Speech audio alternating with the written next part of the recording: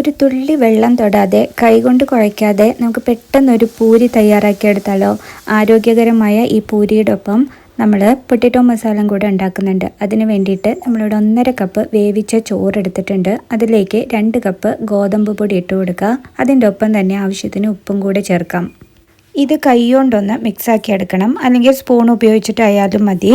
ആ ഉപ്പും ഗോതമ്പ് പൊടിയും ചോറും ഒന്ന് മിക്സായി വരണം എന്നേ ഉള്ളൂ. ഉപ്പ് എല്ലായിടത്തേക്കും പിടിക്കാൻ വേണ്ടിയിട്ടാണ് ഇത് ആദ്യം ഒന്ന് മിക്സ് ചെയ്യണം എന്ന് പറയുന്നത്. ഇനി ഇത് മിക്സി ജാറിലേക്ക് ഇട്ടിട്ട് ജസ്റ്റ് ഒന്ന് പൾസ് ചെയ്തെടുക്കണം. അതായത് നമ്മൾ റൈറ്റിലേക്കാണ് അരയ്ക്കാനായിട്ട് തിരിക്കുക, ഇത് ലെഫ്റ്റിലേക്കൊന്ന് 3-4 പ്രാവശ്യം പൾസ് ചെയ്തെടുക്കണം. അപ്പം നമുക്കത് ഒന്ന് കുഴച്ച പോലെ കിട്ടും. അപ്പം നമ്മളിത് ബാച്ചസ് ആയിട്ടാണ് ചെയ്യാൻ പോകുന്നത്, കാരണം ചെറിയ ജാറാണ് ഇവിടെ എടുത്തിരിക്കുന്നത്. അപ്പോൾ ഞാൻ ജസ്റ്റ് ഒരു 3-4 പ്രാവശ്യം പൾസ് ചെയ്തപ്പോൾ ഇതേപോലെ നമുക്ക് കുഴച്ച പരുവത്തിൽ കിട്ടിയിട്ടുണ്ട്. ഇനി നമുക്കിതൊന്നും ചെയ്യേണ്ട ആവശ്യമില്ല. ഇതിനി ചെറിയ ബോളുകളാക്കിയിട്ട് നമുക്ക് പൂരി പരത്തിയെടുക്കാം. അപ്പം ഞാൻ ബാക്കിയുള്ളതും കൂടെ ഇതേപോലെ തന്നെ മിക്സിയിലിട്ടിട്ട് പൾസ് ചെയ്ത് എടുത്തിട്ടുണ്ട്.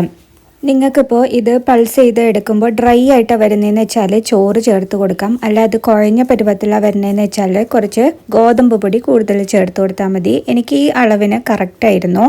ഈ ചോറ് നിങ്ങൾ കഴിക്കുന്ന ഏത് ചോറും ഇട്ട് കൊടുക്കാം. ഞാനിവിടെ മട്ട റൈസാണ് വേവിച്ചത് ഇട്ട് കൊടുത്തിരിക്കുന്നത്. അപ്പം ഇനി നമുക്ക് പൊട്ടറ്റോ മസാല ഉണ്ടാക്കാം. കുക്കറിലേക്ക് വെളിച്ചെണ്ണ ഇടുക. അതിലേക്ക് കടുക്, കടലപ്പരിപ്പ്, ഉഴുന്നുപരിപ്പ് ഇതൊക്കെ പൊട്ടിച്ച ശേഷം അതിലേക്ക് പച്ചമുളക്, സബോള, 3 ഉരുളക്കിഴങ്ങ് അരിഞ്ഞത് ഇതൊക്കെ കൂടി ഇട്ട് കൊടുക്കാം.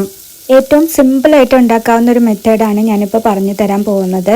അപ്പോൾ ഇതിലേക്ക് ഇനി നമ്മൾ കുറച്ച് മഞ്ഞൾപ്പൊടിയും ആവശ്യത്തിന് ഉപ്പും കൂടെ ചേർത്തിട്ടുണ്ട്.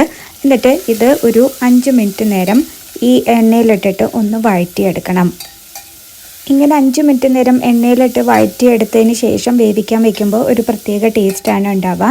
ഇനി അതിലേക്ക് വേവാൻ ആവശ്യമായിട്ടുള്ള വെള്ളമാണ് ഒഴിക്കുന്നത്. ഞാനിവിടെ 1/2 കപ്പ് വെള്ളമാണ് ഒഴിച്ചിരിക്കുന്നത്.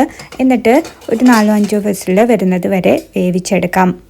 പൊട്ടറ്റോ മസാല റെഡി ആവുന്നതിൻ്റെ ഇടയിൽ നമുക്ക് പൂരി ഉണ്ടാക്കാം. അപ്പോൾ ചെറിയ ബോളുകളായിട്ട് എടുത്തിട്ട് നമ്മൾ സാധാരണ പൂരി പരത്തുന്ന പോലെ തന്നെ നമുക്ക് പരത്തിയെടുക്കാം.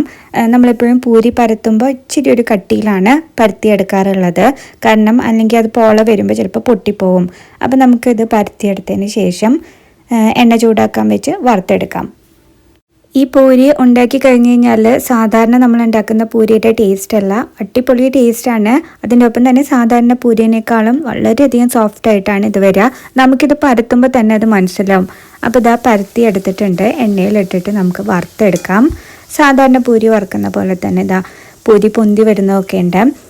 അപ്പോൾ അടുത്ത പ്രാവശ്യം പൂരി ഉണ്ടാക്കുമ്പോൾ നിങ്ങൾ ഈ ട്രിക്ക് ഒന്ന് ഉപയോഗിച്ച് നോക്കൂട്ടോ.